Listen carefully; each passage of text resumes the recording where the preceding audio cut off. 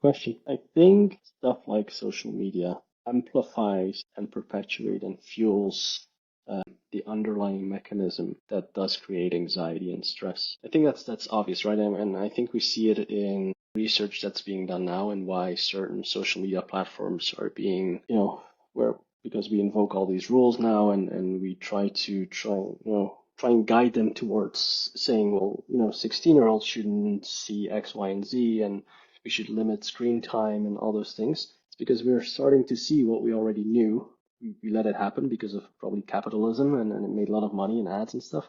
But we're at a point where we see it's probably not a good idea if like two, three generations in one go of being, 10 times more anxious than the ones before. Mm. And have no self-esteem and all those types of things. So I think the mechanisms that product owners and marketing people and those companies use amplify what is already there, and it's like this mechanism that is rooted in fear, I think, and they just push on it and they push on it just to make more money. And it does in the short term, obviously. And it pushes that dopamine button and will keep pushing it. Like research done in 1950 or 60 with rats. So what they did was they hooked up these rats to a button. So they put electrodes in the brain.